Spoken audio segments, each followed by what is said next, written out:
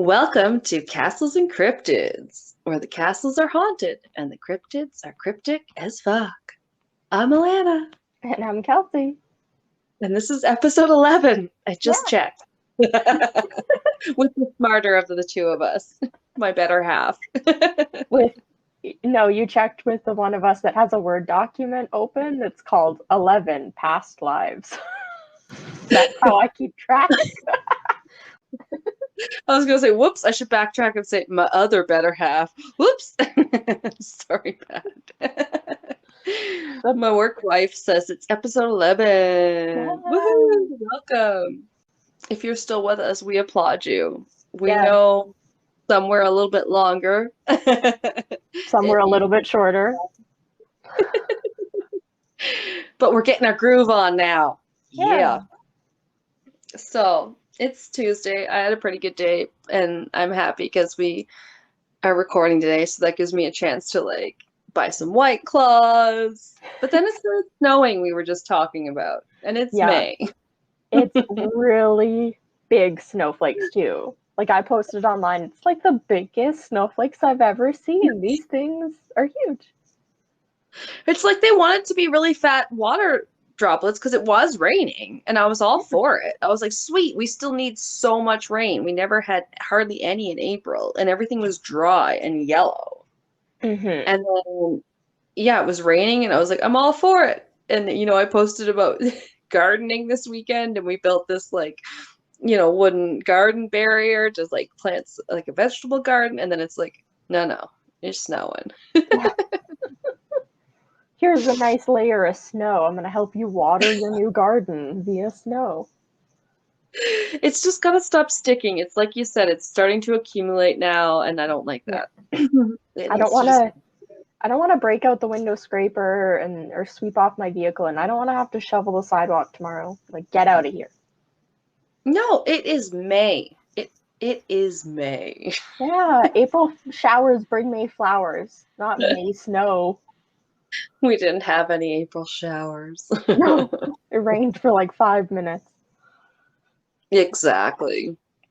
Anyway, precipitation aside, today we're talking about past lives. Yeah. So exciting. That's a favorite. Yeah, I really like it. I didn't know too much about it.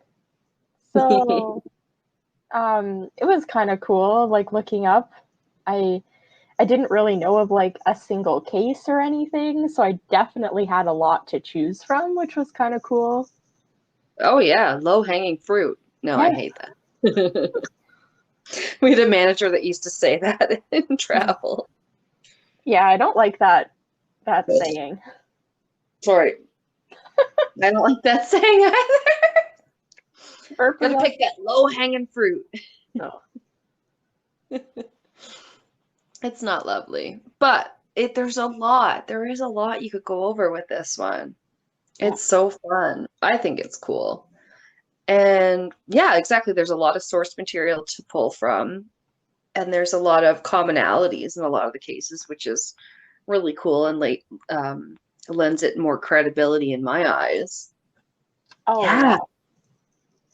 So I think with me having decided to look up some Wikipedia background. I don't know why. Yeah, I just have 2 sentences for mine, so if you have more about like reincarnation and past lives in general, it'd be better if you went first. Okay. Yeah. I also have a fun bumper sticker that just said, "Reincarnation is having a comeback." I liked it. I thought it was good enough to note. All right, so from basically Wikipedia on the history and origins of reincarnation. Reincarnation, aka rebirth, aka transmigration, is the quote philosophical or religious belief that the non-physical essence of a living being begins a new life in a different physical form or body after biological death. Which is cool. Yeah. Because there's so many instances that seem to support it. and because it's neat to think that your soul lives on, and like it kind of makes sense in a way. I don't know. It's just all sorts of awesome. Yeah, I like it. Yeah, I mean, even if you're not necessarily a practitioner of one of the religions that has it as their central tenet, it's still cool. Yeah, better than just like people going away and it's like meh, kind of. Right. Yeah, matter can't be created or destroyed, but yeah, totally your soul can. Yeah. So reincarnation is a central principle of the major Indian religions, including Buddhism, Hinduism, Jainism? I'm not sure. I'm so sorry. And Sikhism. It's also a major belief in most varieties of paganism.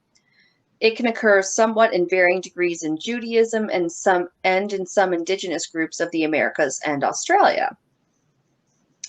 So it's everywhere. Yeah, all over the world. In all sorts of religions, exactly. And the word reincarnation is derived from Latin, to enter the flesh again. Bow chicka bow wow. Oh my God. And I didn't even realize what I had written next was that's what she said. Sorry. You had two jokes for that line. I'm always on brand with myself. You had written a pre-joke and then you had another joke in the moment. I just always know my mind's going to be in the gutter.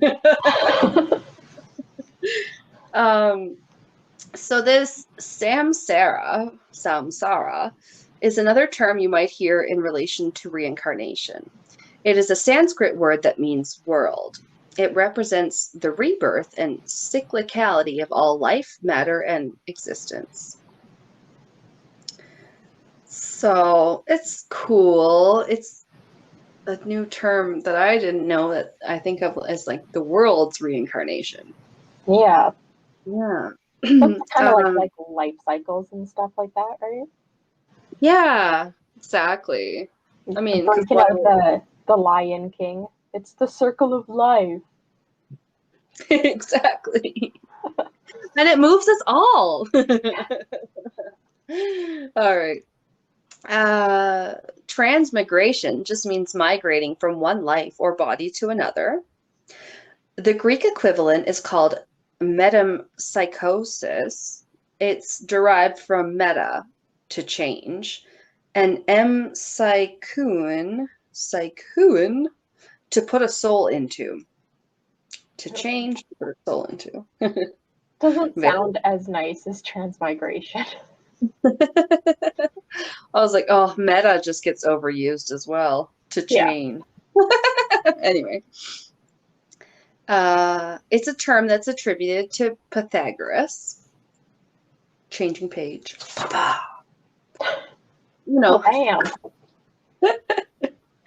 Bam.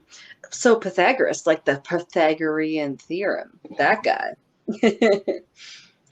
The short version of the history or the timeline of the belief in reincarnation is that it's old AF. Yeah. That's great from Wikipedia. No. Quoted in quotes, verbatim, AF. Clearly not my words. No. It was discussed in Greece before Socrates was even around. And the ancient Celtic or Celtic, I never know how I'm going to say it, Druid, were said to have taught about reincarnation. It appears the concept arose around the first millennium BC in India. So the general idea of reincarnation has roots in the ancient texts known as the Upanishads. The Upanishads are Sanskrit texts of religious teaching, and they are still revered in Hinduism. Hinduism, along with other Indian religions such as Buddhism and, I'm still not sure about this one, Jainism, because it's like Jain ism. Yeah, I'm not sure. I've never heard of that one before. Neither had I. But they believe that the reincarnation cycle is the endless samsara, unless or until one achieves enough spiritual insight that frees the soul. So I guess that, yeah, also a cycle. It's a life cycle, a death cycle. That's kind of interesting. So it's like kind of if you gain enough knowledge or have like a fulfilled enough life and everything. That's kind of nice concept. Yeah, when you say it like that, it reminds me of a book I had read where they believed in like an afterlife that was sort of like a second life here on Earth, where you still had to overcome quite a few things, but once you got past that and killing all those literal monsters, then you get your third life. Oh, okay, that's kind of cool too. It was a Dean Koontz series about Odd Thomas. They made one of them into a movie. The first one was made into a movie, but it starred oh, we talked about him. Anton Yelchin before he passed. Okay. Yeah, oh, it would have been such a good movie series, I think. It was a really cool book series. Yeah. Oh, I'll have His to look it up. girlfriend, yeah, his girlfriend Stormy, she like died in the first one, but she always believed that the first life was like our first boot camp, and that our after we died, our second life was like our second boot camp, and then we got a better afterlife. And I always thought it was really neat. Yeah, that's cool. Definitely. All right, so the liberation, or this liberation, goes by different names: moksha, nirvana, mukti, and kaivalya. The beliefs in the different religions vary as to how one gets freed, what reincarnates, etc. Kabbalistic Judaism's version of reincarnation says that humans can only come back as humans unless God chooses otherwise. They trust God. Yeah. And similar to that, the Orthodox Jews believe that if you convert to Judaism, you were drawn to their religion because you were a Jew in your past life at some point. They believe the soul wanders among the nations until they find their way back to Judaism. Oh, okay. Yeah, I thought that one was kind of cool. Um, Also, my aunt converted to Judaism after she met her husband. So I don't know. It felt like a personal connection as well. Yeah. And I watched Sex in the City. Ugh, when Charlotte does it, it's beautiful for her husband when she finally finds love. Oh, that's obviously why you have to do it. You fall in love with a Jew and you're like, damn it. I love it. Hi, cousin Shoshi, if you're listening. Um, so in Taoism, a Chinese philosophical tradition, it originates with Lao Tzu, an ancient Chinese philosopher and writer. Taoist documents say that Lao Tzu appeared on Earth in different incarnations. That's the only reason I kept that in here, is because they believed he was reincarnated several times, their Oh, okay. leader. And then during the Middle Ages in Europe, in the 12th and 13th centuries, there were several reincarnationist movements that were persecuted. This was carried out through the inquisitions that were established to persecute heretics, or, for example, anyone whose views didn't line up with Christianity. And witches. Yeah, exactly. Same. It experienced a bit of resurgence during the Renaissance when translations of Plato were being studied. Plato argued that the number of souls must be finite because souls are indestructible.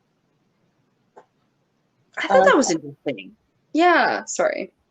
Yeah, just that they're described as indestructible. That's kind of cool.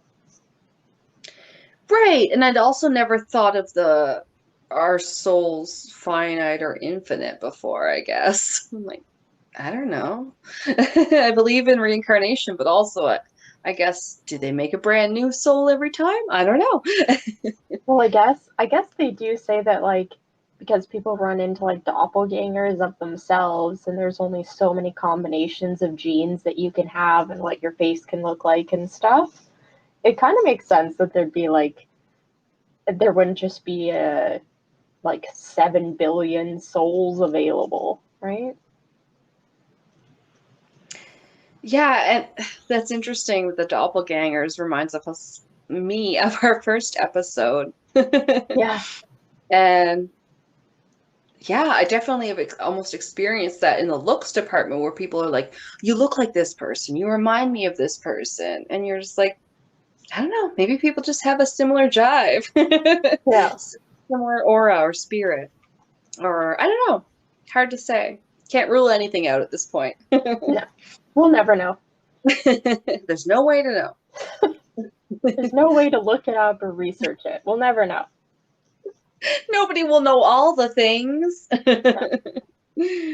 And as late as 1600s, however, a man named Giordano Bruno was burned at the stake after being tried for heresy for the denial of core Christian beliefs, including eternal damnation, the Trinity, the divinity of Christ, the virginity of Mary, the transubstantiation, i.e., the change of the whole substance of bread into the substance of the body of Christ, and the substance of wine into the substance of the blood of Christ.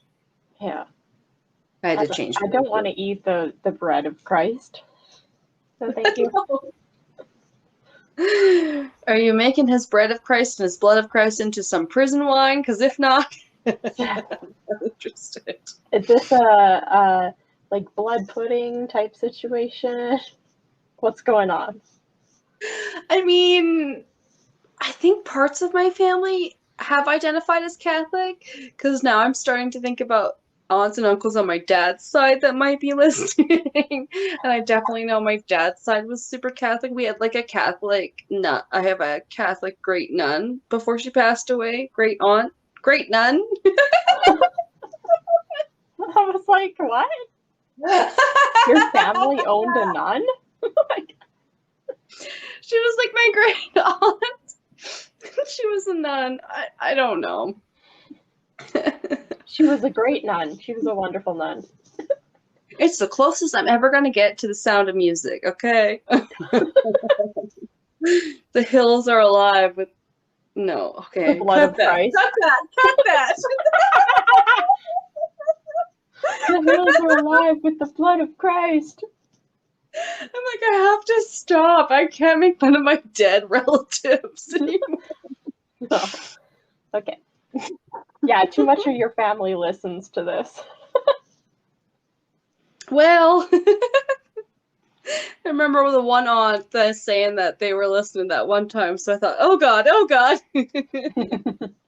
Yeah, we'll edit this out. They're cool shit. They're cool. Okay, I'm almost on the history, so after that we can do whatever, because then we'll get into cases. Okay, so the guy they burned at the stake for being a heretic was applicable somehow. I don't know if I said he was a Dominican friar, a philosopher, no, a mathematician, a poet, a cosmological theorist, and a hermetic occultist. Whoop whoop! So that's fun. He didn't believe in any of the norms of the time. He was like, fuck that. I'm the first punk ever. Yeah. I've got so many, like, what is it, acronyms? I've got so many acronyms after my name on my business card. Yeah, he's like a jack of all trades. And the last one was hermetic occultist, and I have written as the Hermetica are philosophical texts attributed to the legendary Hellenistic figure Hermes Trismegistus. Combination of the Greek god Hermes and the Egyptian god Thoth. So that was Giordano. I'm gonna lose it, I'm sorry. Giordano was known for proposing that the stars were distant suns surrounded by their own planets. This being just after they figured out the Earth was orbiting the sun. Okay. God forbid he think of these things, because then we'll have to burn him at the stake for being a heretic because he knows things or thinks things that we haven't scientifically proven because we don't know what the fuck science is. Yeah. Basically. We just invented the wheel, and this damn guy is talking about the rotation of the Earth. Like, get out of here. Stars are suns. Fuck that shit. So that tamped things down a bit in regard to people talking freely about I wrote it. What are we talking? Reincarnation? Oh, the beliefs in reincarnation and other, yes, philosophical beliefs. Thank you. I was like, whoa, lost the forest for the trees there. Okay. And then in the 19th and 20th century, it has experienced a resurgence. And philosophers,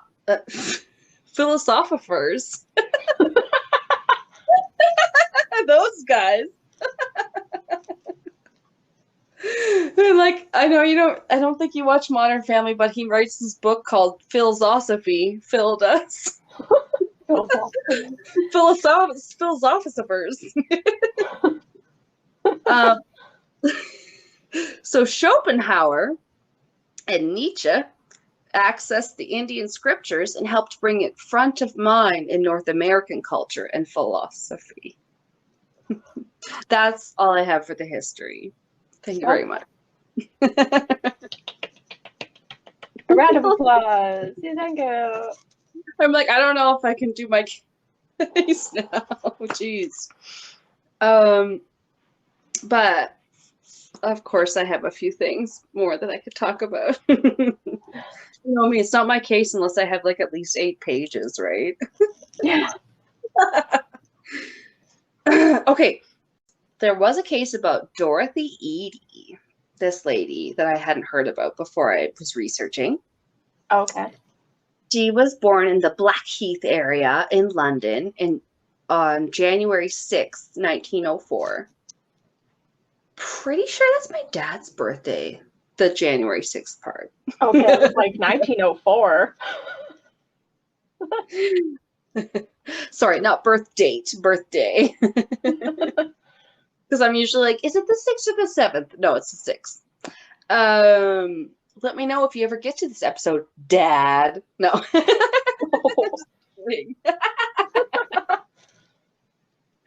I love my dad. He's cool. He's cool.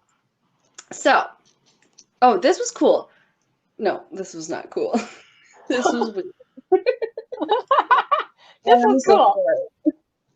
I'm like really giddy right now because I was like, we get to record tonight. It's not just a regular Tuesday. I get to have fun. So I'm like giddy. All right. So Dorothy Eady. She was 3 years old, and when she was 3 years old, she fell down the stairs in her home.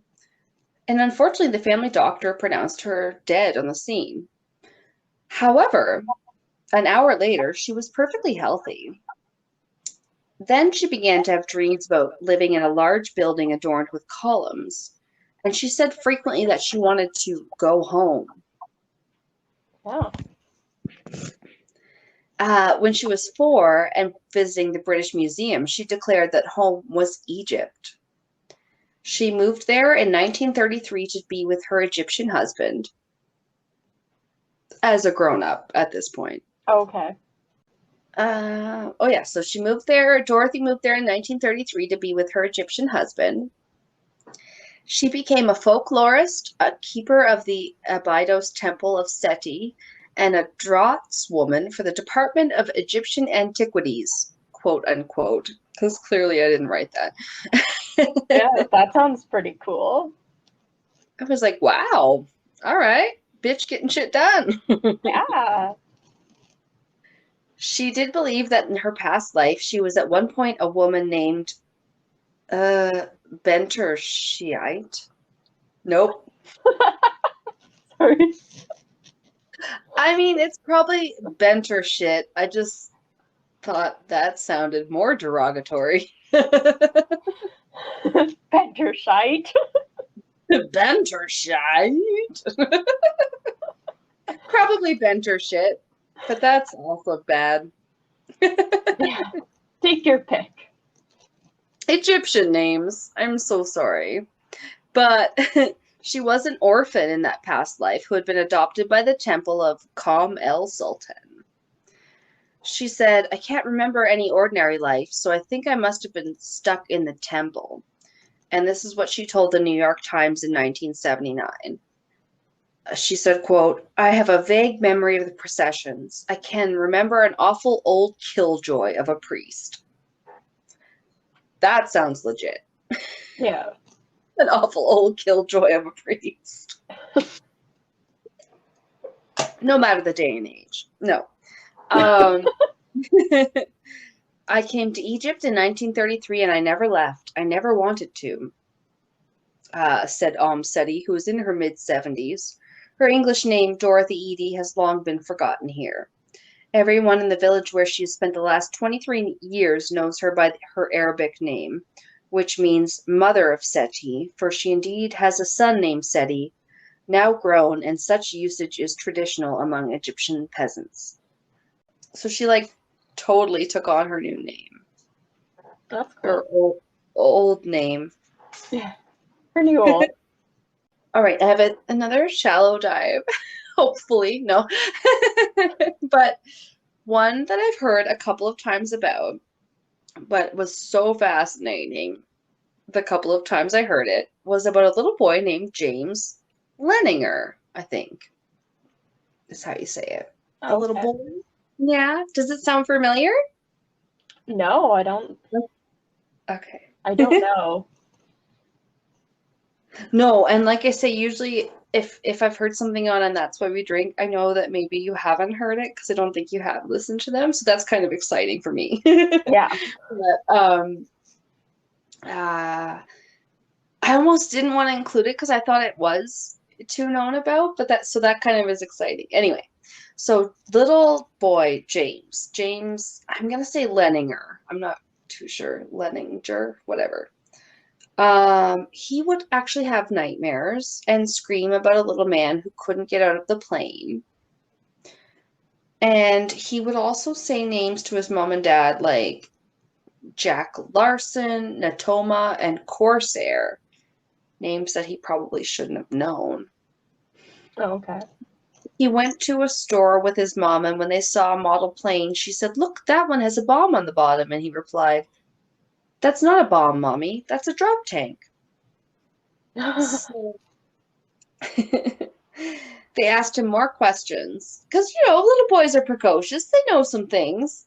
Yeah. I can recall Pat telling me a story where his teacher got mad at him when he was like in kindergarten because he knew more about volcanoes or something because he had just watched a special on them on TV and he asked a question she couldn't answer.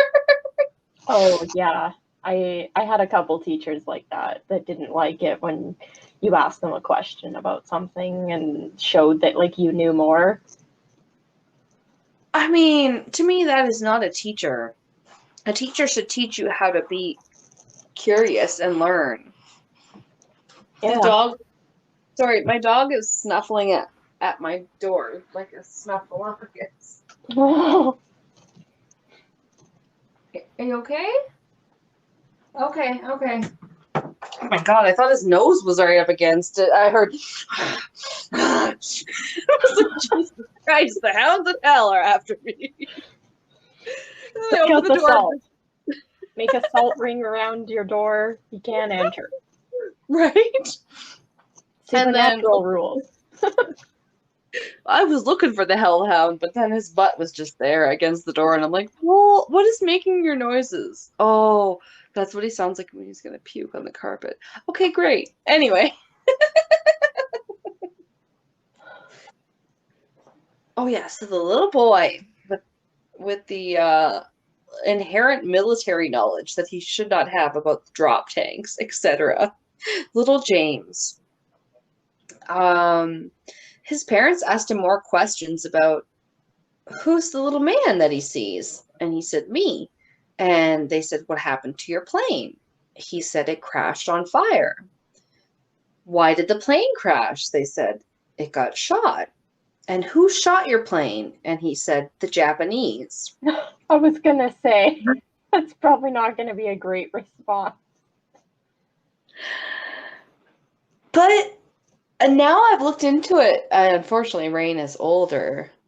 I don't think she's going to have any of these memories now, my daughter at 13. But I guess they say to just keep asking questions and trying not to judge, kind of. It almost sounds like a guide for when your kid comes out as being gay. Just ask questions. Try not to assume too much. Don't judge. Yeah. My best friend growing up, she used to sometimes drive, like, she would just ask 1,000 questions, and at one point she got really stuck on whales about them being so big. So she was just asking my mom, like, why are whales so big? And mom was like, they live in the ocean. The ocean's big. And she's like, why is the ocean big? And then it just like rolled over into like 100 questions in a row until my mom was finally like, I don't know. Just like, okay, dinner's ready. Like, come on, let's go eat. She was just done. Well, why? Well, why? Well, why? Yeah. My mom would have been prepared because she ended up working at the like marine part of the museum, the Natural History Museum in like Halifax. But she also said that my brother, like having a little boy, is like they'll ask you questions like, if a dog and a monkey got in a fight, who would win? So you have to be prepared. You never know. I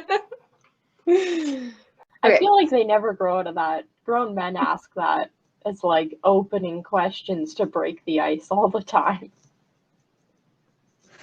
I think maybe it's one of those personality traits where they're like, "What are your strengths?" And you're like, "Well, curious."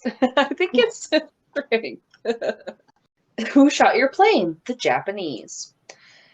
He said he knew it was the Japanese because the big red sun, like the Japanese symbol of the rising sun, that they painted on their warplanes. He said he knew it was because of the big red sun. He didn't say the rest of that. I just wrote the rest of that. Sorry. Oh, okay. Yeah, because he was still like this little 3-year-old or whatever. He's just like, because the big red sun. But they were like, what kind of plane did the little man fly? And James was like, a Corsair. And where did it fly from? And he's like, a boat. And what was the name of the boat? And he's like, the Natoma. Hello? No. And they looked into it, the parents, or at least the father, I think. And there was a World War II aircraft carrier named Natoma Bay. So when James's dad Bruce ordered a book for his own father's Christmas present rather, The Battle of Iwo Jima, James pointed to the picture on the cover and said, "That's where my plane went down." Bruce confirmed that this aircraft carrier was used in the Battle of Iwo Jima. And then they met with a past life regression specialist who told them to tell James he was safe now and to let him talk about what he needed to talk about. So they would let him, and he would draw detailed battles and planes and name them Betty's, the planes, and say things like, "That's a Corsair. They used to get flat tires all the time, and they always wanted to turn left when they took off." Goddamn Corsairs. No. It's just so funny. He has so many details. Yeah. Or he'd be like, "Roger, 0 at 6 o'clock, hit him." And sometimes he would even sign his drawings James 3. So they asked about the other names James had mentioned. Jack Larson, whom James had said was also a pilot. So they tracked down this Jack Larson person who confirmed that Larson's friend, James Houston Jr., died when his plane was shot in the engine and it caught fire exactly as James had described. Little James. Does that make sense? Yeah. Okay. So next, little wee James unnerved his father by telling him, "I knew you would be a good daddy. That's why I picked you." Oh, no. Which is funny because in practice, I think that is a beautiful sentiment that our children pick us. But in actuality, if my child said that to me, I would be fucking creeped out. You'd be like, I'm living in the Omen, and this child is going to murder me in my sleep. I'm so happy I picked you. What? I don't understand what the disconnect is in my brain because I'm like, well, I believe in that, but then I'm like, she chose us? Ooh. If she told me that, that's so creepy. It's like, such what? a sweet sentiment, but never say it to me. Also, just never stand at my bedside at night if you need something. Just yell at me from the hallway. It's creepy when you're just over my face. Open or just knock on the doorway. Yes. Then ask to be let in. I will hear you. I'm a light sleeper. All right. Okay, so that's why he picked him to be a good daddy. And then Daddy said, sorry. All I could think of was wine and crime. Daddy. Oh, it's so bad. But Every time. his dad said, "Where did you find us?" And his dad's name is Bruce, and he was shaken. And James said, "In Hawaii, at the Pink Hotel on the beach." Eerily, he described his parents' 5th wedding anniversary, 5 weeks before Andrea got pregnant, saying it was when he chose them to bring him back into the world. I was like, And does he just vividly describe and then draw pictures of them having sex and like him being like I mean, her getting pregnant? it doesn't seem to be about the birds and the bees. It's more like he's like, yeah, you were at this place at the beach. And I'm like, whoa, that's Okay. crazy. That's crazy. Sorry. That's like the 6th burp in 40 minutes. Oh, no. He had little James. He had named his action figures after 3 of Big James, the dead James H's buddies, who they later met. I'm sorry, that sounds really convoluted. Okay, so the little boy would draw pictures. Mm-hmm. The little boy that he signed James 3, but he'd draw pictures and he'd say, "These are my buddies," and he named them. But then when he later met men that had those names, he said he named them after those men because that's who met me when I got to heaven. When he met them at the reunion of the old Army veterans, he said, "I'm sad that everyone is so old." Oh. Which I thought was so cute and accurate. Because if you hadn't seen your army buddies in a while and you hadn't aged, you'd be like, damn, I'm sad everybody's so old. Yeah. And they met with the deceased James's sister and gave her some closure as to what may have happened to her brother. And she believes that he is reincarnated as James Lining Ham, whatever, however I said his first name. So she believes that he's reincarnated as James the Third, the little James. Yeah, that's pretty cool. Right, and so that's why they believe he used to sign his drawings as James 3, because, oh my god, it's kind of confusing. He was reincarnated from a person named James that was already a junior. It's a little, yeah. But in his little toddler brain, he was like, "I'm James 3. I'm the 3rd James." Anyway, it was really cute. Yeah. You can't be James Jr. No. And that was the only cases I had. But I did have some comments from a listicle on BuzzFeed. So it was just creepy chimes that little kids sounded like they were reincarnated, basically. Oh, okay. Yeah, so fun. I think I heard some of these on That's Why We Drink, but I was like, oh, I didn't realize that until I looked up kids being reincarnated. So, number 1, my 4-year-old told me about the time she went for a swim in the lake and could hear her mom yelling and crying out to her, but she couldn't come because she was under the ducks. Then she remembers falling asleep, and when she woke up, I was her new mommy. Creepy. Yeah, and then My 2-year-old niece pointed at the collapsing twin towers on the screen and said very clearly, I die. And What? that was when somebody was running the September 11th attacks. And then, oh, wait, did I get this one? Oh, hang on.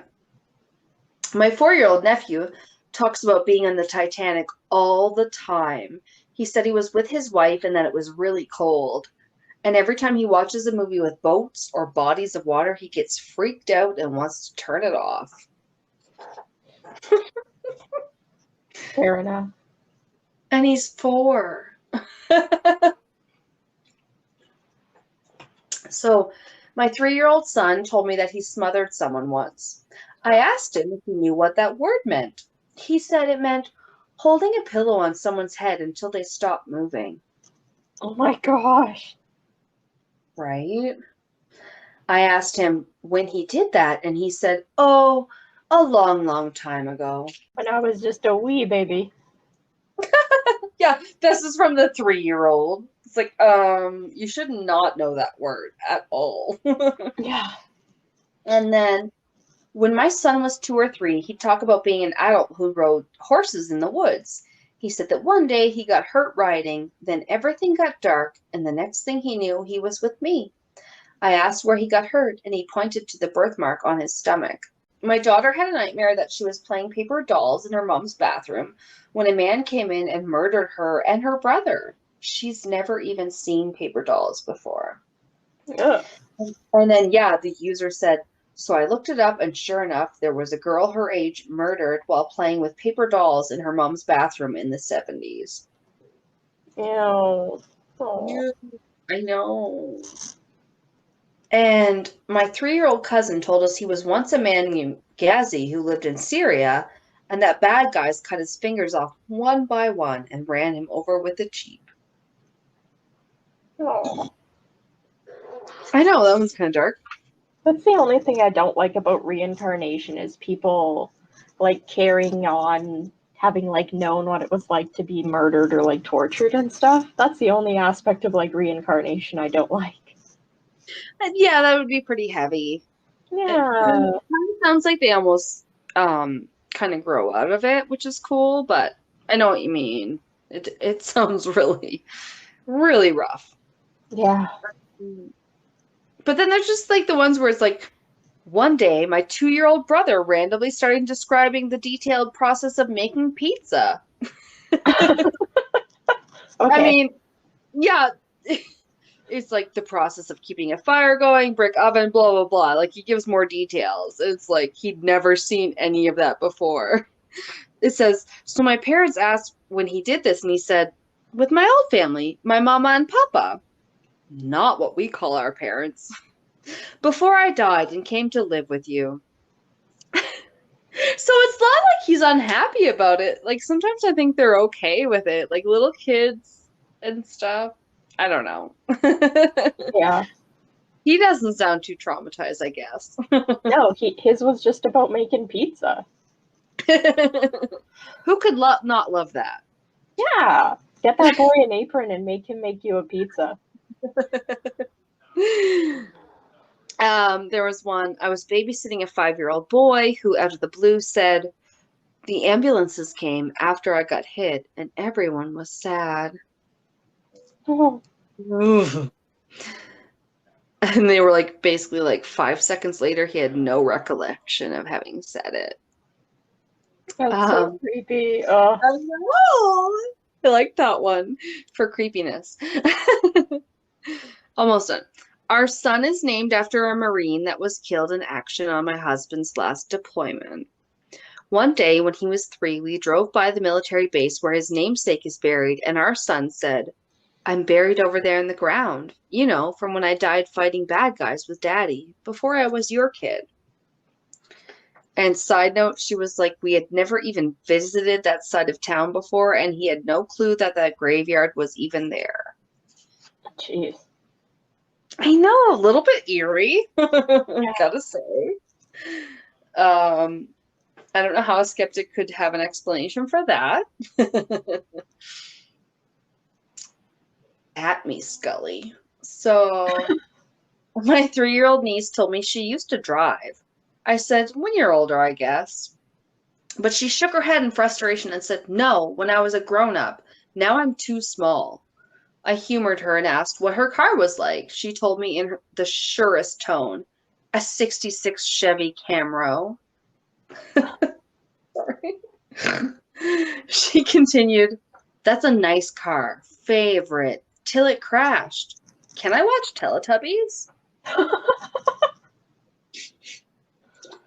Oh, I'd be so skeeved out. I'd be like, sure, after I stop my like midlife crisis. Ah! I'm not going to make it to midlife, is what you will be saying. Right? Yeah. Just hold on, let me get my recorder. Can you repeat that? Oh, some are sweet. So my husband and I joke that our son is my dad reincarnated because he's just like him. He was conceived 3 months after my dad passed away from a sudden heart attack and was born with a birthmark right over his heart. And then they said, if that's not enough, the first 3 letters my son ever wrote were G-U-Y in that order. That was my dad's name. Guy. I know, that's cool. Really cool. G's aren't like an easy letter to write. I struggled with G a lot when I was a child. Plus, like, kids would be, like, writing, like, mama and papa, I feel like. Yeah. My go-to problem is always hi. I just write a hi. If you pass me, if I'm in a furniture store and there's, like, suede anywhere that I could write anything on, I'm going to write hi.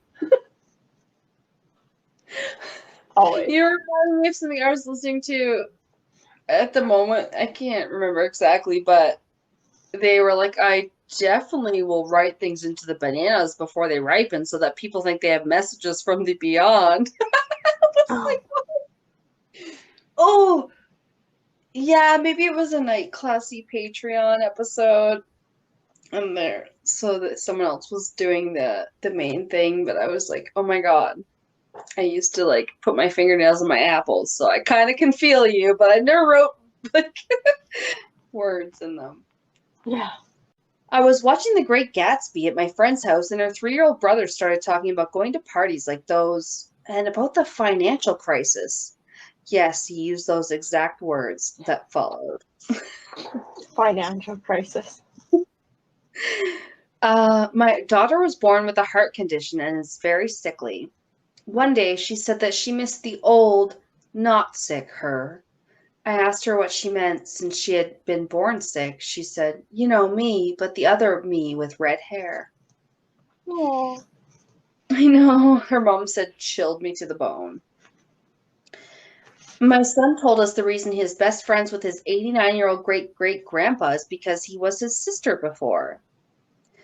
And then yeah, side note, my grandpa did have a sister he was close to who was killed by a drunk driver well before I was born, but my son didn't even know her.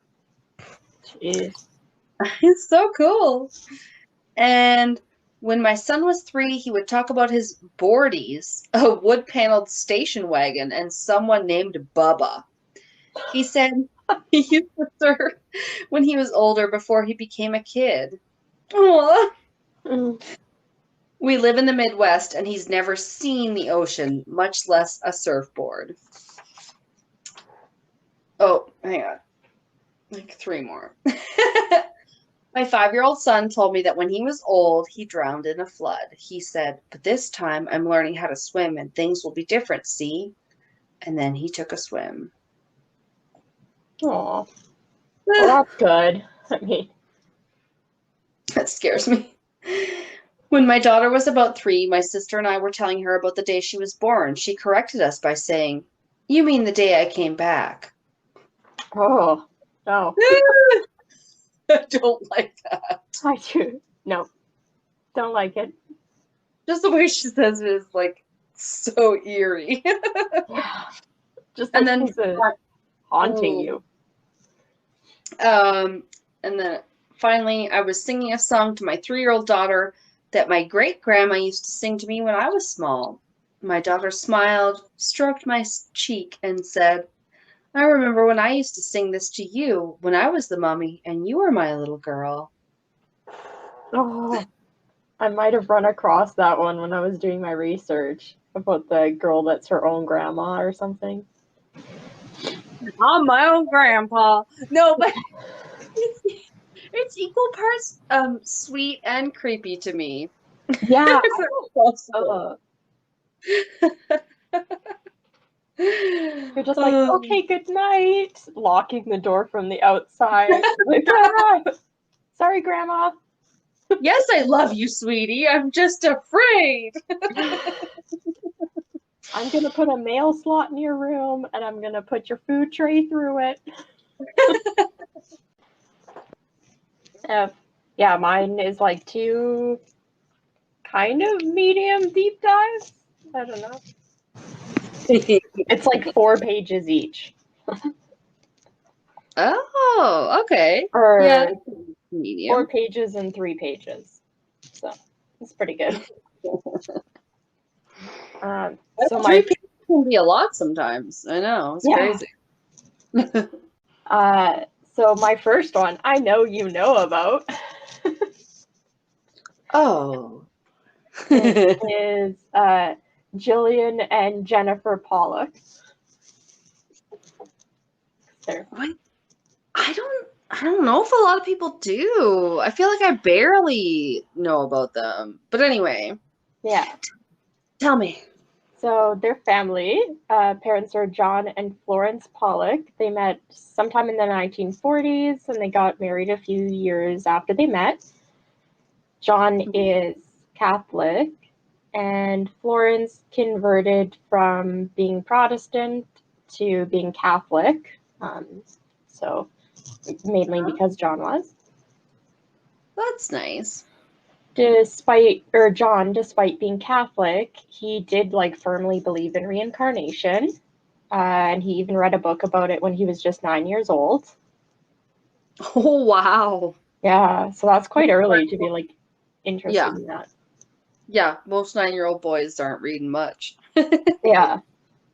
Florence herself was kind of skeptical about the whole thing. And the couple owned a grocery store and a dairy delivery service in this time. Oh, Yeah. milk on your front door. Yeah. I guess that's what it would be.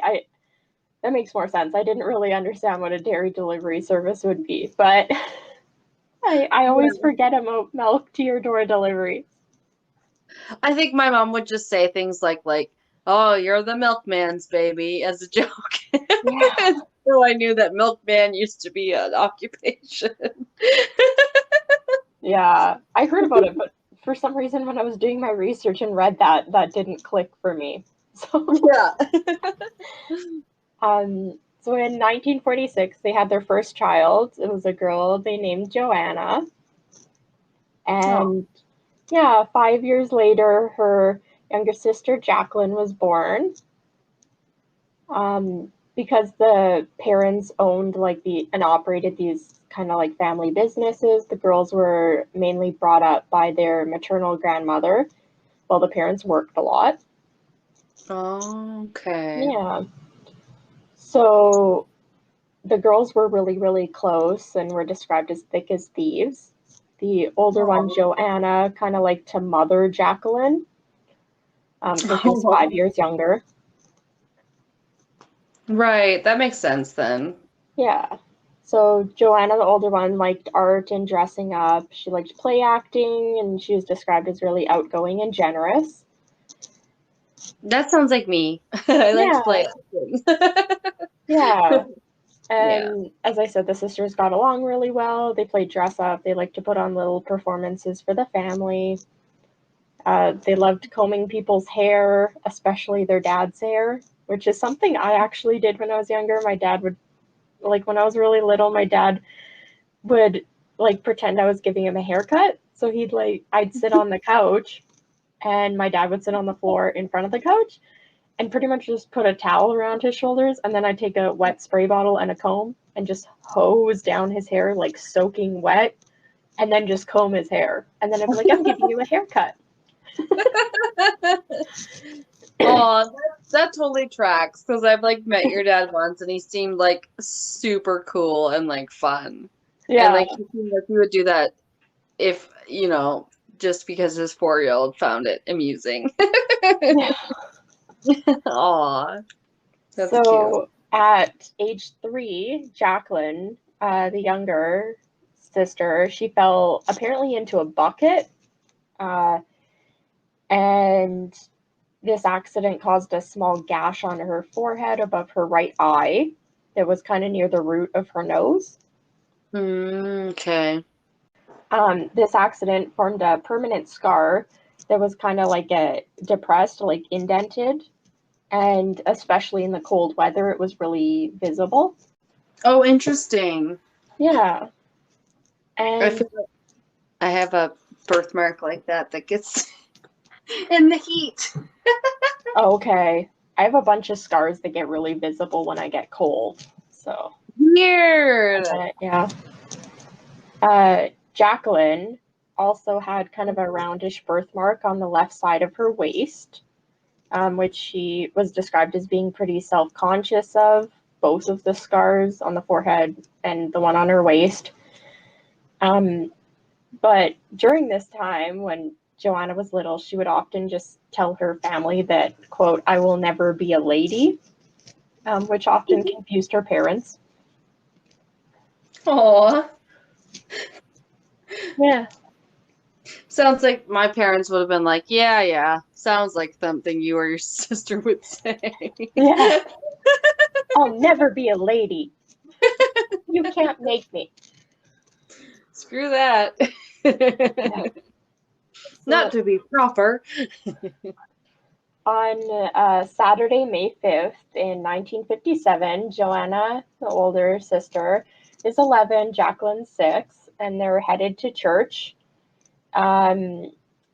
By themselves. They meet up with like a classmate of theirs. So the three of them are walking to church. Their parents aren't with them. And unfortunately, the three children are hit by a car while walking down the street, which is sad. Oh, they Yeah. were walking and the Yeah. car just went up on the sidewalk? Yeah. Oh. See, that's something I thought I knew a little bit about this case, but I thought it was like just a regular car crash, so I didn't know very much. So the driver of the vehicle was a woman who had been forcibly separated from her children just a few days before. And because of Oh, this separation, she had taken a significant amount of drugs. oh. Yeah, so the woman saw that she was running, like steering the vehicle into a group of kids, but the pills she had taken apparently had already started to work, and she was no longer able to control the vehicle. Witnesses saw her driving erratically and steering towards the children who could not escape because of the wall on the other side of the sidewalk. Oh. Yeah, so she pretty much like hit them because they couldn't escape. It was like a car coming from one side and a wall on the other side. Ooh. Yeah, the That's impact, yeah, just awful. Um, mm-hmm. the impact tossed the three children into the air, described like cricket bats, which is awful. Specific. No. Yeah, Yeah, it so is awful. Yeah. they lots of things mentioned that it was a suicide attempt. I can't like confirm that. Pretty much everything said it was a suicide attempt though. So it's described as a suicide attempt turned into a homicide, and unfortunately, the three children involved, Joanna, Jacqueline, and the little boy that was with them, all three children died on the spot. Oh my God. But they Yeah. thought that like little kids were committing suicide No, also. they thought this woman who Oh. took the Oh, pills. okay. It's all just so tragic. Yeah, it's tragic for everybody. Like, I feel bad for her and stuff, but she definitely shouldn't have been driving. And then I feel bad for the kids. Mm-hmm. Yeah, you're right. Yeah, so the Pollock family, understandably, is devastated. Florence, the mother, she falls into a severe depression, and John, the father, tried to find some peace. some some peace. John tried to find some peace in his faith and often prayed for more children. Oh. Yeah. Okay. Later in interviews, John said that at night he would pray to God for evidence of reincarnation and hoping to prove himself right and that the priests in the faith were wrong. Okay, sir. Yeah. On the day of his daughter's death, John apparently had a vision of the girls in heaven and said that he felt the girl's spirit in the upstairs room of the house. It wasn't said whether or not this was their bedrooms or bedroom. I'm not sure. Okay. So John believed that his prayers would be answered and that his daughters would return home through reincarnation. So he like fully believed this before anything ever happened. Oh, wow. Florence didn't really believe in that, which caused arguments between the two of them and then even put their marriage kind of on the rocks. Like they weren't having the best time. Understandably, people are grieving in different ways. Yeah, that would be a very big strain Yeah. relationship. Mm-hmm. So things took a different turn a year later when Florence became pregnant again. Her, yeah. Cool. So her doctor predicted that she was pregnant with just one child, due to the like heartbeat and everything that was detected, and that Right. the fact that there was no history of twins in either side of the family's history. Okay. Yeah. I'm braced for it. In 1958, on October 4th, twins Jillian and Jennifer were born. Oh, What? Yeah. wow. So That would be when, so crazy if you were not expecting twins. I'm sorry. You'd be like, yeah, what the fuck is my vagina doing? Oh my uh, God. yeah, I couldn't really find like at what point it was figured out that they were having twins. So it may have been like, hopefully not at the time she was giving birth. Hopefully they had like a month or two to prepare. Right. I mean, it's better nowadays in modern times, but Yeah. it's still different no matter where you are because when I was pregnant in New Brunswick, it was not easy to go to my local hospital and obtain like a sex gender test. Oh, It's like okay.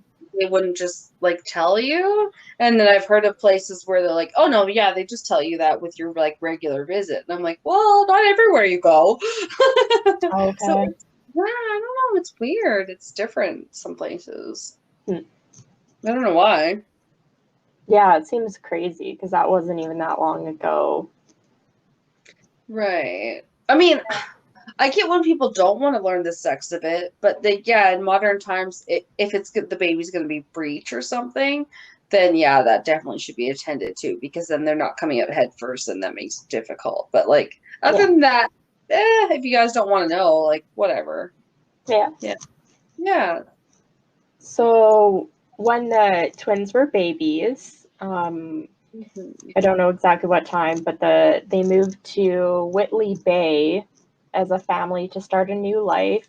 Oh, when the twins were 9 months old. Sorry, that was Oh, sentence was worded weirdly when I typed it out.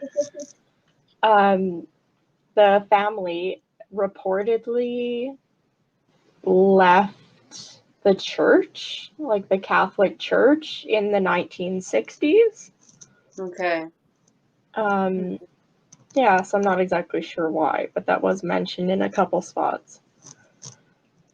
We can assume. Yeah. So some of the signs about Jillian and Jennifer, here, which is kind of interesting.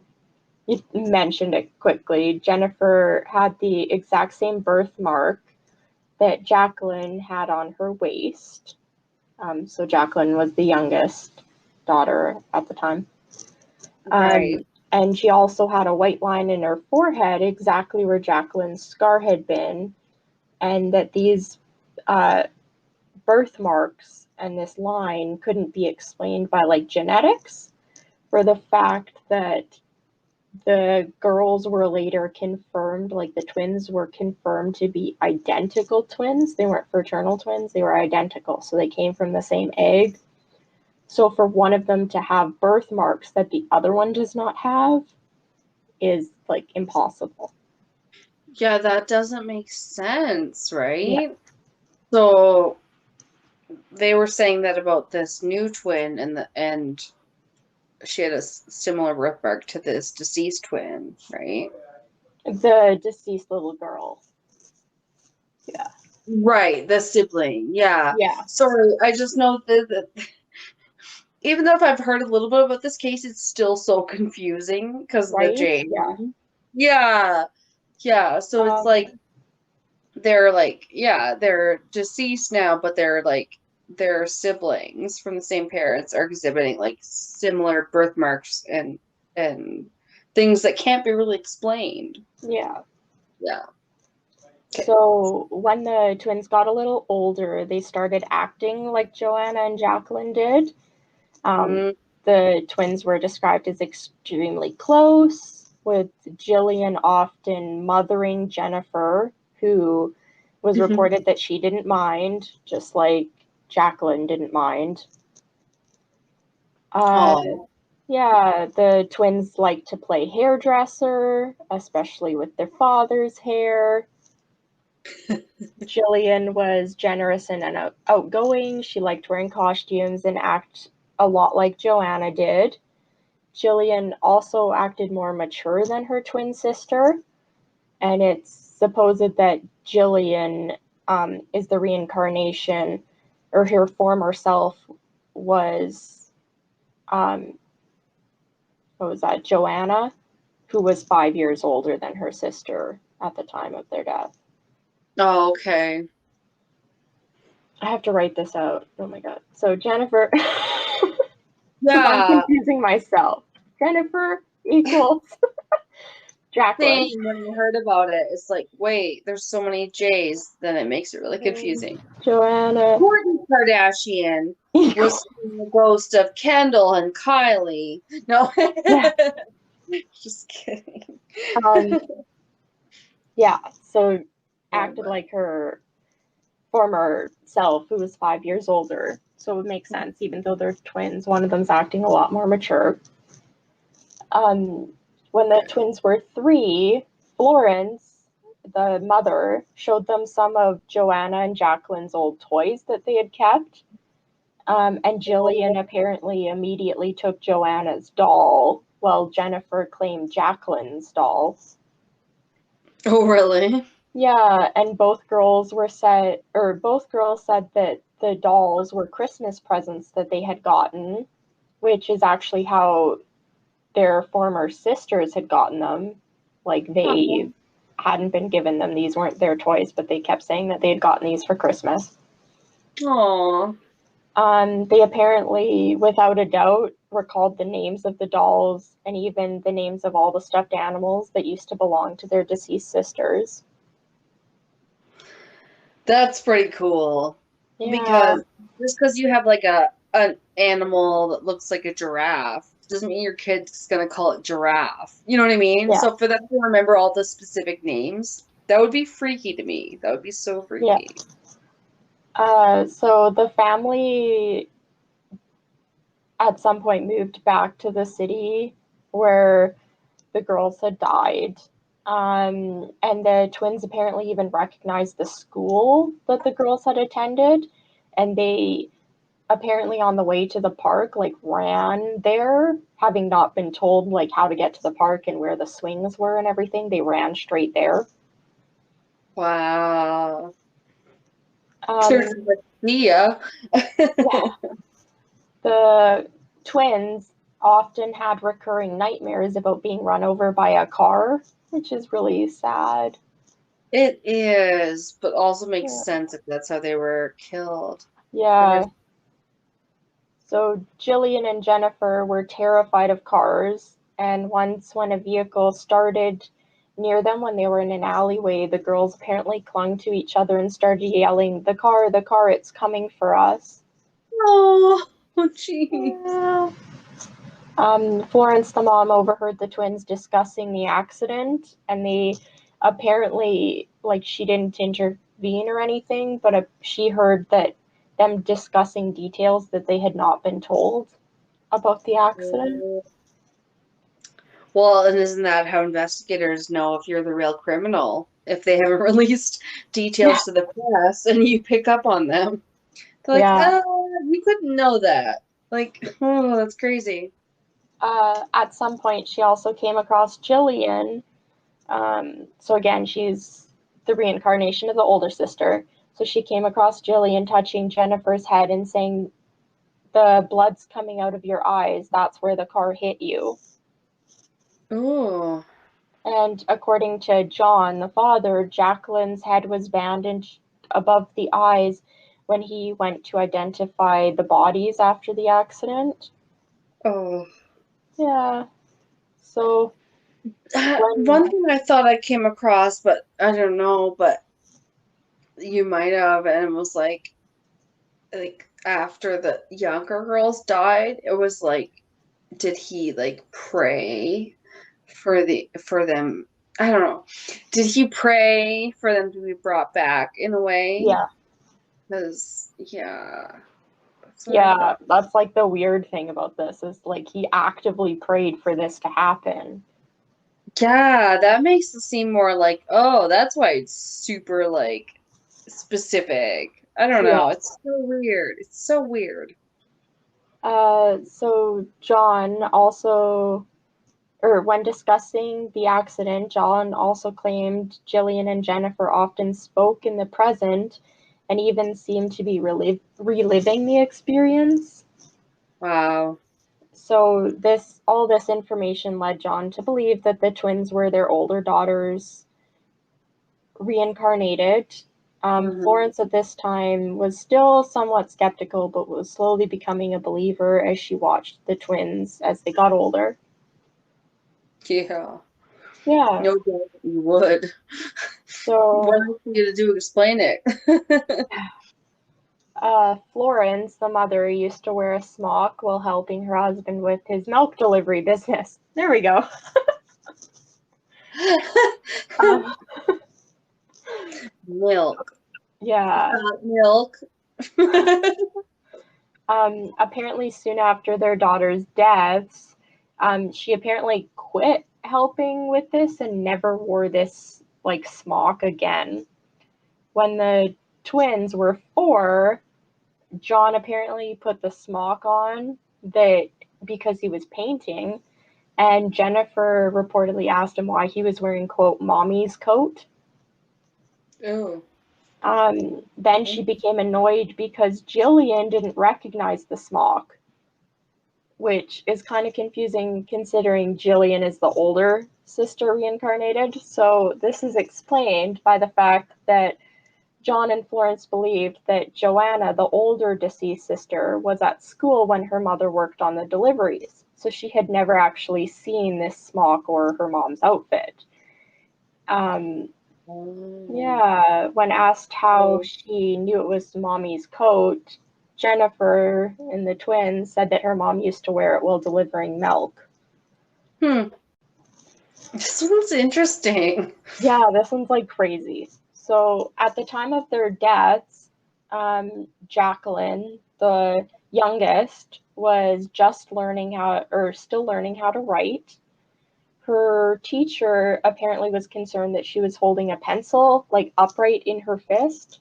So she'd like hold it through like with all of her fingers on one side and her thumb on the other side. She wasn't holding it Like you do properly. when you're like, I'm gonna stab you with this. Yeah, exactly. Kids learn how to hold it. Yeah. Yeah. So the teacher suggested to the parents that they correct the habit by slapping her hand, which is awful. Exactly. They used to think being left-handed was the devil. Like, come on. Mm-hmm. My favorite is when in historical books, they'll be like, he's left-handed. Oh yeah, yeah, he's cack-handed. It sounds like cock. Yeah, I've never heard that before. It's Outlander. Anyway, continue. When Jillian and Jennifer began learning to write at the age of 4, Jillian immediately held the pencil properly. She's the Oh. older sister, while Jennifer held it upright in her fist. She only started holding it properly at age 7, and even as a young adult, often would still sometimes revert to the fist grip of like the pencil.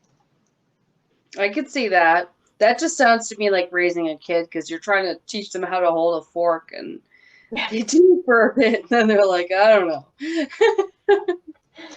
But yeah, it's interesting because it can affect one and not the other. Yeah, right? Like one of them immediately like holds the pencil properly and the other one like can't figure it out, even as Yeah, like a teenager. exactly.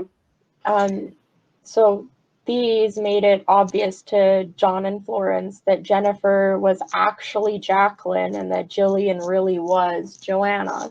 The weird part is, and I feel like this is kind of like part of a lot of them, it seemed. Maybe that was just me, but when Jillian and Jennifer turned 5, they lost all of their memories of their past lives. I feel like that's probably pretty common. Yeah, I also feel like it was something I thought I had written down somewhere, but then I didn't know if I had, but just it was something I had come across in a couple of different stories where they're like, it seems to be prevalent around the ages of like 3 to 5, where kids will Yeah. remember past life. Yeah. Yeah. Okay. It seems really common. Mm-hmm. So during their early years, John Pollock refrained from referring to their statements about what they remembered, and they didn't discuss with the twins about any of his beliefs about reincarnation. And that they only found out about this whole thing about them doing all this stuff when they were younger, and that they believed that they were reincarnations. Their parents only told them about it at the age of 13. So from 5 till 13, they were unaware that any of this had ever happened. Oh. Yeah. Oh. So That's interesting. yeah, I have a little bit here. So Jillian and Jennifer's story caught the attention of Dr. Ian Stevenson. I don't know if you've ever heard of him. I don't think so. Okay. He's an American psychiatrist who believed the study of reincarnation could boost medicine development. Yeah, not exactly sure how. Stevenson spent a long time studying cases of reported reincarnation, including the Pollock twins story. In 1987, he published his book, Children Who Remember Their Past Lives, in which he analyzed 14 stories of reincarnation and concluded that such process of resurgence could occur. And it's reported that the Pollock twins case is one of the most substantial pieces of evidence for the idea of reincarnation. And as I mentioned before, blood tests were done which confirmed that the twins were from one egg and were in fact identical. So that Right. makes that birthmark thing confusing. No, I think what's so crazy about any of it is just like how accurate it can be, and then people have to be like, no, I seriously didn't know any of this shit. Like, I'm not a psychic. I don't know how else to put it, but like that part makes it pretty amazing when you're like, wow, if you have to say you didn't know this beforehand and blah blah blah, and yet you did somehow, that's pretty weird. Yeah. So, But I also kind of believe that like kids might be more susceptible to being like receptive to ESP and yeah. the force and all that. Yeah, yeah. It's so cool though. That one, your story makes me want to talk about it and debate it. Right? I have some more Yeah. still. Nice. So even apart from like the birthmarks, it's said by Dr. Stevenson that because Florence, the mother, didn't believe in reincarnation while she was pregnant with the twins, that a reported maternal impression, which was described as the psychic effect of the mother on an unborn child, would not have been able to cause the marks on just one of the daughters. Well, maybe not marks, but like the birthmarks. You don't have an effect on your unborn child. Yeah. Oh, God. Whatever, guys. So in the end, the twins went on to live normal lives. And when Dr. Stevenson met them in their late 20s, he said that they remembered nothing about the memories that happened. They accepted their parents' belief that they were their elder sisters reincarnated, while also showing mild skepticism about reincarnation in general. So that's kind of interesting. Yeah, really? Yeah. In 1981, Jillian experienced some inner visions in which she saw herself playing in a sandpit with her brothers, and she perfectly described the house, garden, lawns, and orchard that matched a house the family had lived in Witcham, when Joanna had been younger than 4. Jillian had never been to this city at all. I mean, I don't doubt it, but it does sound like it's like a book. Yeah, right? Wait, it makes me think of Game of Thrones. Like, Dany remembers the house with the red door. Does she? It's like they just barely grow up at these houses. That's wow. Yeah. So there is some criticism and alternate explanations for the Pollux family stories. So their reincarnation story is considered by some to simply be the glimmers of a grieving parent's false hope. Yeah. You don't say. The evidence is considered weak, as behavior was only ever witnessed by the parents, who were biased, as one was actively praying for reincarnation.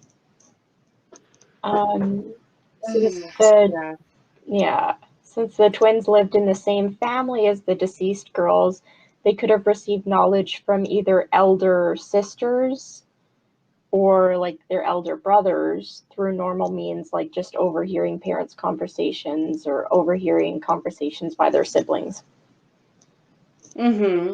Yeah. So I do have a second case. Okay. Yeah. So this one I found just as interesting, so I couldn't pick one. And then they end up kind of being linked, which is interesting. Oh, of course. Oh, wow. So that's pretty cool. On May 9th, 1958, we're in India, or in Turkey. We're in Turkey. Wesley, a 47-year-old Turkish man, had been working in his fields bordering his neighbor's vineyard. What was his name? It cut out a bit. Salim Fesley. Okay. Yeah, his neighbor is Isa Dirkbekli. Isa Dirbekli. In the early evening, Salim frequently rode home to his village, Hatan Koi, on his donkey, which I love. Aww. But on this day, on May 9th, 1958, the donkey arrived home without Salim on his back. So the family knew that something was wrong. Oh, yeah. Yeah. So the family went where he had been working and found Salim on the ground. He was in pain, his face was covered in blood, and he had gunshot wounds to the face. Oh, no. Yeah, awful. He was still breathing and was able to like see and react to them, but he couldn't speak at all. Oh my God. They kept trying to get him to say who shot him, but he wasn't able to. He did seem to kind of indicate to them that it maybe was somebody from the village. So The weird part is the police like only arrived at the scene of the crime like hours later. So I'm not sure what the delay on that was. Ugh. Yeah. We won't get into it here, but And that's not good. no, not good. You have a gunshot wound to the face. No, it's not good. So after the police arrived hours later, they were finally able to take a taxi, because apparently a taxi had to take him to the hospital in the neighboring village of Iskenderun, which is in southeast Turkey. Mm-hmm. He Okay. died 6 days later and was never able to give them the name of the person that shot him, or quote unquote his murderer. Wow, really? Yeah. So Okay, he was in the hospital after being shot? yeah, he died 6 days later in the hospital. Okay. So Weird. Okay. the police did end up arresting 2 suspects, one of which was his neighbor, Derbeckley. His neighbor admitted to having accidentally shot his friend while out hunting with his shotgun. He had seen something. Okay, Al Gore. Right? We hear you. He had seen something moving in the grass, which he thought was a rabbit, and pulled the trigger. When he heard screams, he had run over to see what had happened, and Salim had been laying on the ground, which they thought he was taking a nap, when ISIS shot him in the ear. Oh my God. There was blood flowing from his ear to other areas of his face, and Derbeckley had panicked and left the scene of the crime as fast as he could. So he ran away after this happened. Sounds fair. No, No. that tracks, I should say. When he was asked why he had not helped Salim or even called for help, he said that he had been afraid of the revenge that Salim's sons would have on him. Oh, The judge later accepted the fact that it had been an accident and found ISIS' story so believable that he only was sentenced to 2 years in prison. ew. Yeah, Wow. that's very little. The victim's sons also seemed to see their father's death as an accident and even backed away from taking any vengeful action. Okay. Yeah, even so, Salim's father seemed to be the only one convinced that the shooting had been no accident, even though Isa, the neighbor, was his son's friend, and the neighbor, he knew his son's friend, and that he had known that his son and the neighbor had been in conflict over something around that time. So they had gotten arguments all the time about something. Right, so the neighbor is suspicious. Yeah. The autopsy report, which was later handed to physician Dr. Ian Stevenson, who's the psychologist who works with reincarnation stories from my last case. That's how these are linked. So they were both studied by this Dr. Stevenson. Oh my God. Yeah. Whoops. Wow. So he was given Salim's autopsy report, which was inspected by his colleagues, and it stated that 6 holes were found in the area of the right side of his face and right ear, and that blood had seeped from his ear. And reportedly, after opening the skull, they determined that shotgun pellets had even entered his brain. That just sounds awful. Yeah. Just take a drink. Take a shot. All right. So 2 kilometers from Hatan Koi is the village of Sarkonak. Oh. Yeah, so in 1958, there was a Miss Karenville. Karenville. Karenville? Uh-oh. No, Karenville, F-I-L. I was like, sounds like a terrible place. No. This is a woman's name, Karen Phil. Yay! What? I was picturing Karen Ville. That is, I mean, No, it's a woman's name, but then it's also a town. So then I was like, wait, what did you just say? no, it's a woman. Okay, okay. Cool, cool, Yeah. cool. So in 1958, Karen Phil Tatusmus Ah. was in her late stage of pregnancy, awaiting the birth of her second child, whose name was going to be Sami. 2 days before the birth of her son, she had a dream, and in this dream, she said that she saw a man whose face was covered in blood enter her room, and she asked him why he had come and told her to leave since her husband was out of town. He reportedly told her that his name was Salim Fesley and that he had been shot in the ear. When Miss That Tatusmus, doesn't answer her question. no, Will you leave and come back later?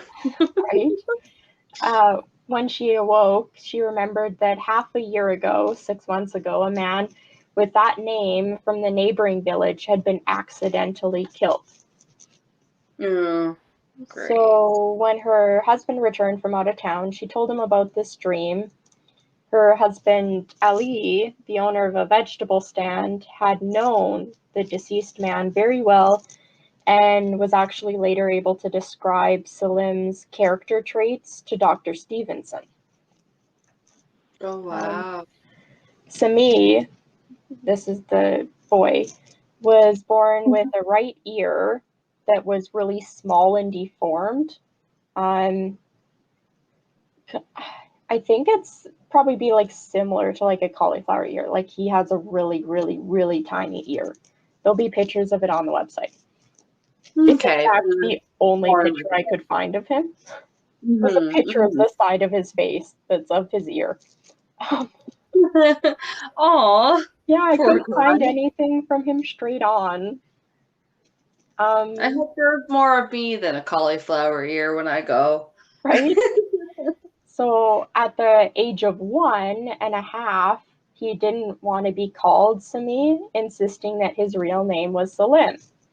He even used his old surname, Fesley, which was exactly the name that the man had used in the dream that the mother had had shortly before Sami's birth. Oh. As time went by, Sami revealed to his mom that Isa Derbekli had murdered him, intentionally shooting him in the ear, which is awful.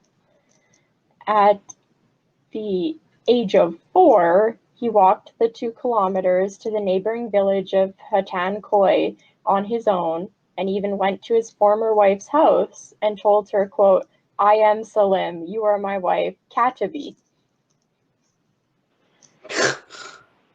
Well, there you go. I'm your Mike, wife. You're my wife, but I'm 4. Mike fucking drop. I got here. I'm 4. Listen to me. Yeah. He could describe many incidents in great detail from their former lives together. And Sami saw a basket woven out of reeds and even said, "I bought you this basket and you still keep it where I first put it." Which is cute. Ooh. This, Wow. including other comments, appears to have convinced Katabi that this was her recently deceased husband, Salim. Later, he even saw his daughter and his sons and were able to call them by all their correct names. Right, without ever having been prompted or knowing their names. Wow. So Sami, the boy, often went to the neighboring town alone, even though he had been forbidden to do so, and often got beaten for it, which is sad. Aw. He returned to his previous home and village 5 or 6 times a week to see his former family, who welcomed him back every time with open arms. Yeah. One day he met a man on his journey who had heard that he was apparently the deceased Salim, and approached the boy and asked him, "Do you know who I am?" The boy apparently reported apparently answered immediately, saying, "I know you very well. You are Ali Bati, who had been Salim's former neighbor." Okay. So it made no difference to him that his children from his previous life were all much older than he was, because he was 4. Um, he Aww. treated them as if he was their father, often reportedly meddling in their family affairs. Since they all Sounds seemed about right. right. Since they all seemed convinced that he was their deceased father, they let him be. Like, they let him get away with it. When Taju, Salim's second son, got married, Sami, the boy, was not invited to the wedding, which, because of this, he felt so insulted that he stopped visiting his former family for 2 months. Wow. In order to rectify this mistake, he was invited to the engagement party of Hassan, Salim's youngest son. Oh. Yeah. So Is that enough Sami, to bring it back into the fold? yeah. Oh. Sami even asked his father for some money to give to his son for his engagement.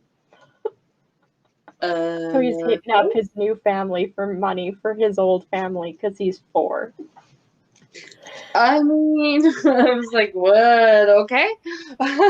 His father of his new family had long accepted the fact that his son also belonged to another family and gave him the money. When Hassan was married later, a year later, Sami's father gave him a sizable sum of money for the bridegroom. Mm-hmm. So when Sami was 8 years old, Katabi, Felici, or Fesley, I don't know why I want to say Felici, Fesley, Khaleesi, um, Mother of Dragons. yeah, Khaleesi, Mother of the Great probably Gatsby. That's what I keep hearing. No. Fesley.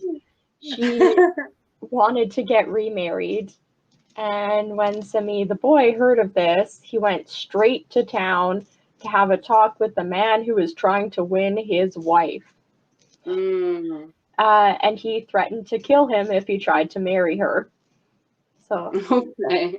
to That's Kat to be the wife, he said this quote doesn't really make sense to me, but he Mm-hmm. reportedly said, "How dare you attempt to marry another man as well as me?" Oh.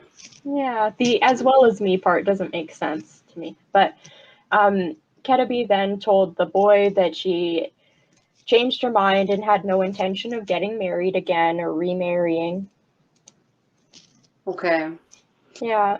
I don't So know. I was just gonna say, yeah, it sounds like something you would say like to your bromies, and then you would mic drop. You'd be like, ah, haha, this land. I got nothing else to say. No, I don't know.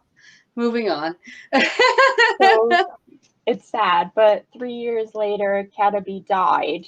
This is the Okay. wife. When Sami heard of this, he went straight to Hatan Koi, and he was 12 at the time, and he was reportedly so shaken by this that he arrived crying his heart out. Aw, Yeah, poor uh, thing. yeah. Neighbors even later commented on the fact that Sami seemed to mourn the death of Katabi more than her own children did. Oh no. Yeah, and Not a good look. Excuse me. no. An aunt later found Sami on her grave where he had sat and cried for a really long time.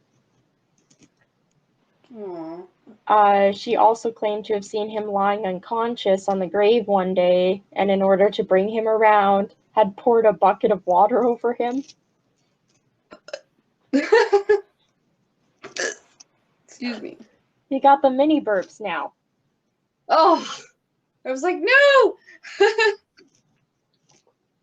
So you're probably wondering what happened to the neighbor in all this who shot this dude in the fucking ear. So Yeah. Isa Derbeckley, turned his hand to a new profession after he was released from his 2-year prison sentence. He now... Oh. All right. Do you have the hiccups? A little bit. Okay.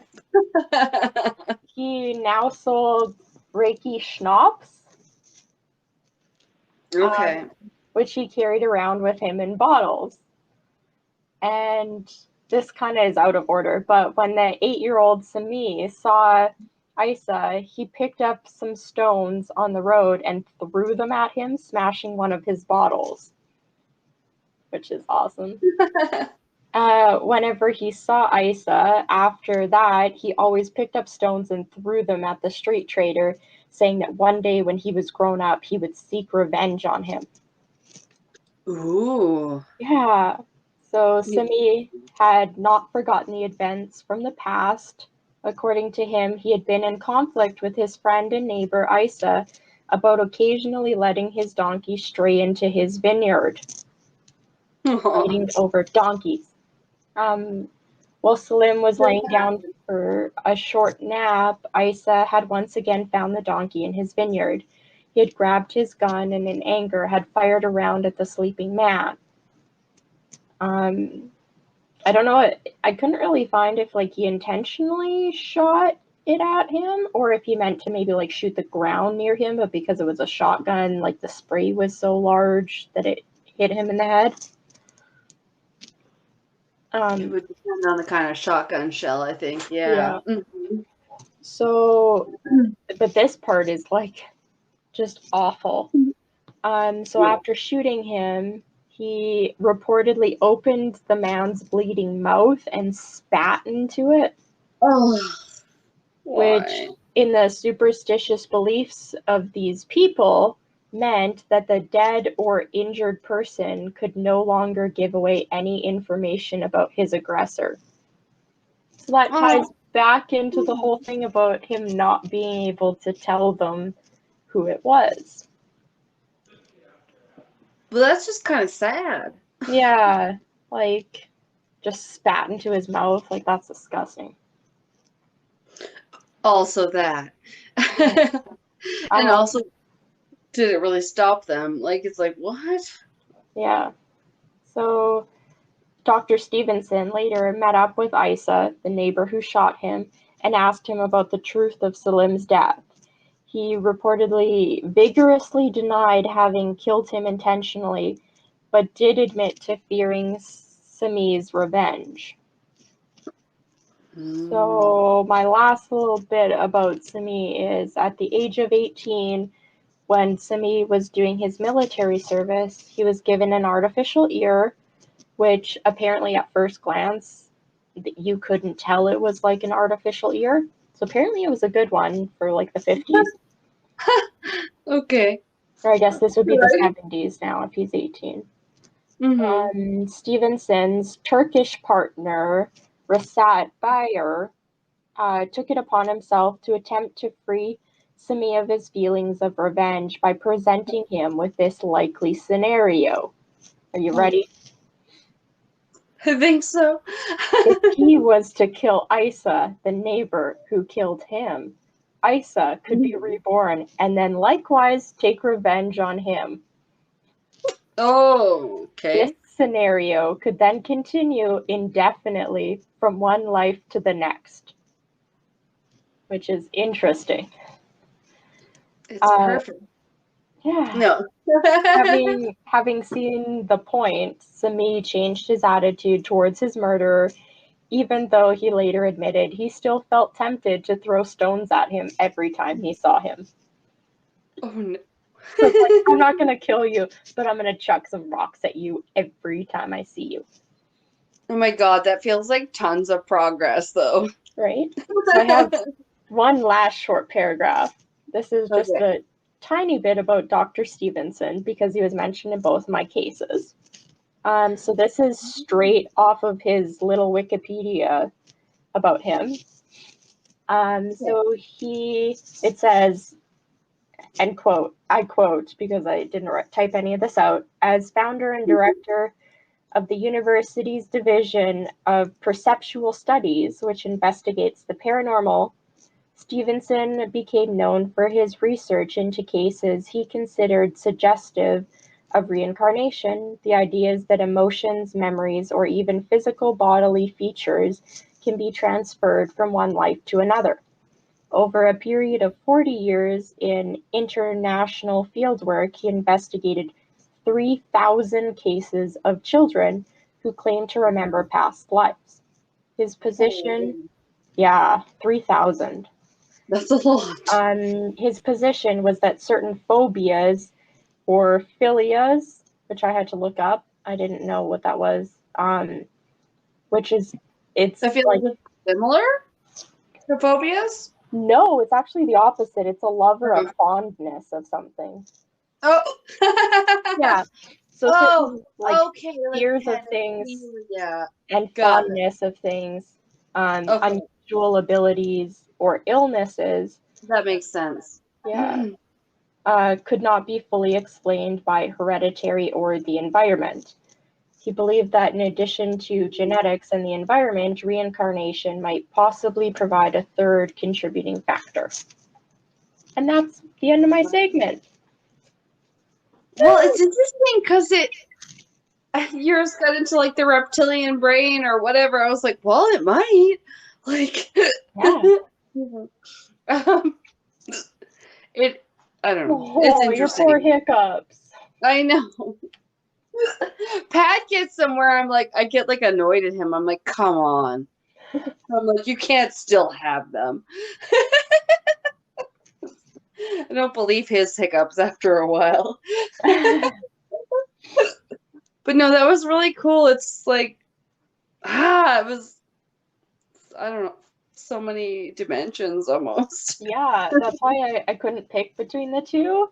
And then when I noticed in researching the Samia and Salim case that I was like, oh, Dr. Stevenson's in both of them. That's kind of cool. That is so weird. You don't usually come across it unless you're doing Harry Houdini and spiritualism, and then he's in like everything. No. Yeah. So I was like, that's cool. No, it was really interesting. Like, I don't know. Really kept me interested, and I was already like, oh, I'm tired, and I think I liked your segment though. It was really cool. Thank you. I'm sorry I almost covered some of the same one. Oh, that's all right. I'm glad you had a bunch of other stuff though. Well, I honestly thought the one about the little boy named James was more known, to be honest with you. I thought I had heard that one more times. The other case I talked about with the little boy, and I was like, okay, well, if that one's not as known, it's a really cool case too. Yeah. Yeah.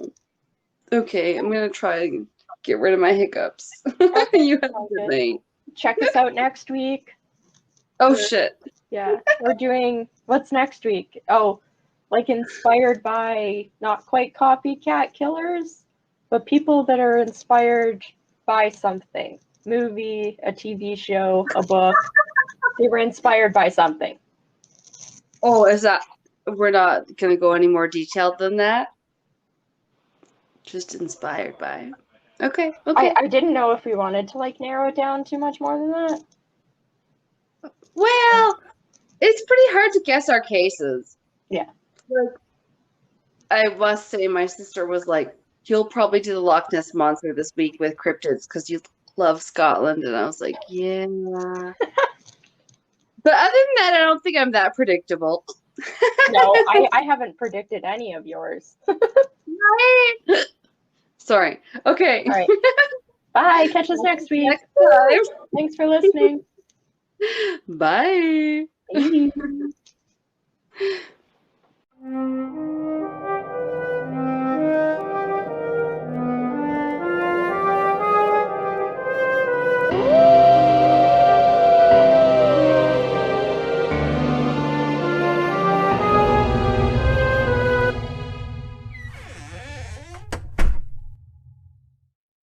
This has been Castles and Cryptids. You can listen to our podcasts on Spotify, Apple Podcasts, Google Podcasts, Anchor, Breaker, and Pocket Casts. Our episodes are also uploaded to our YouTube channel. You can follow us on Instagram and Facebook. And don't forget to check out our Patreon page to view all of our tiers. Become a Patreon supporter today to unlock monthly bonus episodes and behind-the-scenes content. You can also take our poll and let us know what kind of bonus content you'd like to see in the future. On our website, you can listen to all of our episodes, as well as view pictures for each of our segments. Our music is by Kobe Off Air. Thanks for listening.